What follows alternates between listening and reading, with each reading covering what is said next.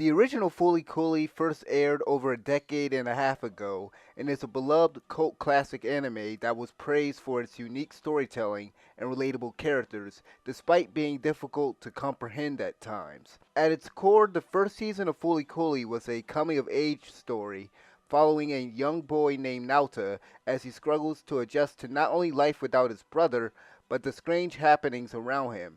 The first season of Fooly Cooly tackled themes of maturity, love, and even jealousy. Another core theme from the original was moving on or letting go of something or someone, which was exactly what Nauta and his brother's ex-girlfriend had to do by the end of the first season. The second season, Fooly Cooly Progressive, which was co-produced by Production IG and Adult Swim, tackles a lot of the same themes from the first season in addition to depression. Fooly Cooly Progressive, in comparison to the first season, is a much slower and deliberate show during its first 3 episodes, which may catch fans of the original off guard.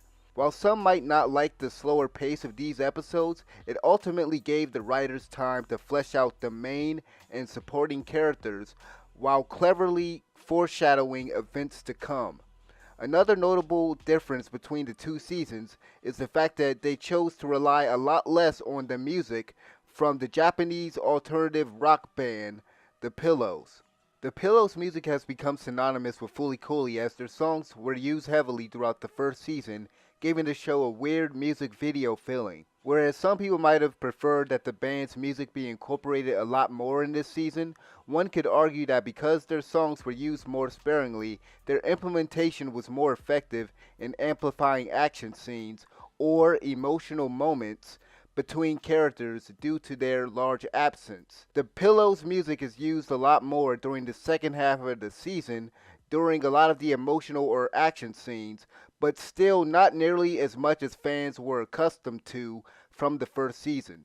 The last 3 episodes of the season were closer to the original Fooly Cooly than the first half of the season. These episodes maintained a rapid pace, experimented with different art and animation styles, as well as storytelling methods, utilized music from the Pillows a lot more, and were much more random and abstract. In addition to these episodes feeling more traditional, they also managed to move the story forward much faster than the first few episodes. However, despite the second half of the season being a lot better than the first, the latter half was still entertaining and provided substance that this season couldn't work without. First episode introduced us to Hidomi, a 14-year-old girl who seems to be very detached from those around her. The first few episodes start off with a strange dream sequence that provides insight into her subconscious emotions and in some cases offers hints at events yet to happen. Hidomi's dreams were entertaining to watch unfold and were a great way to open each episode early on.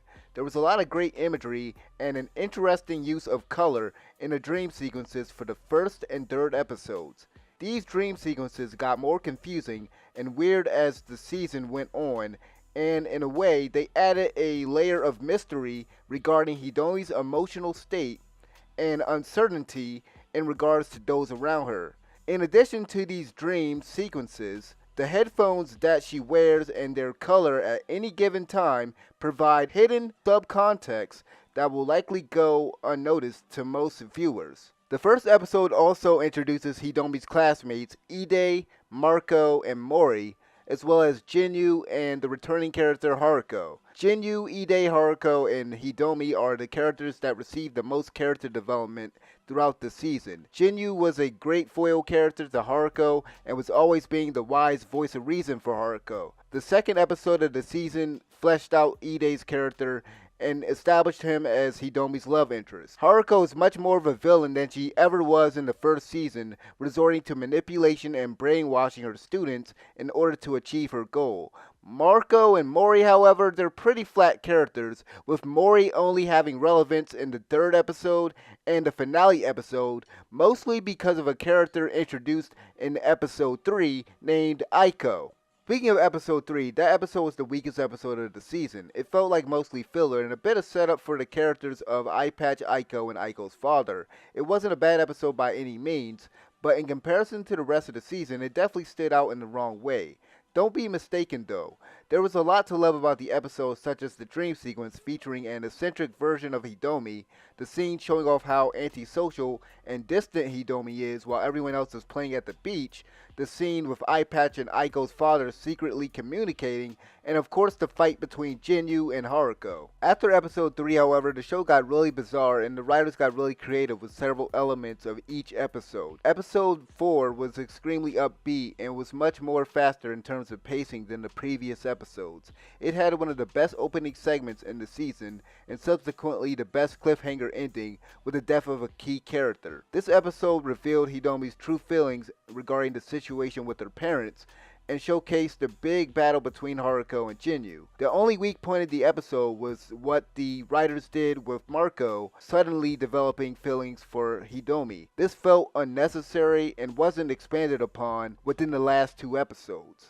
The final 2 episodes of the season were simply fantastic. Episode 5 was the most experimental in terms of animation, art style, and storytelling.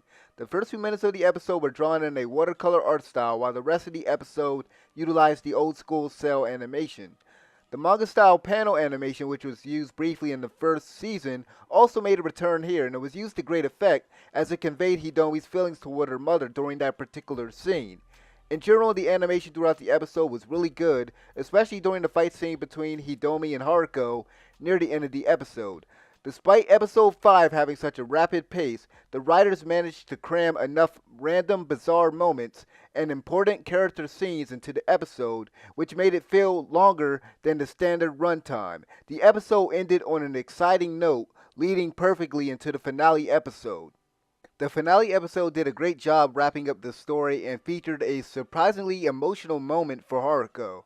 There was a lot to love about this episode. The animation was good, the scenes were very creative, the dialogue was meaningful, especially close near the end of the episode, and there were even references to the first season.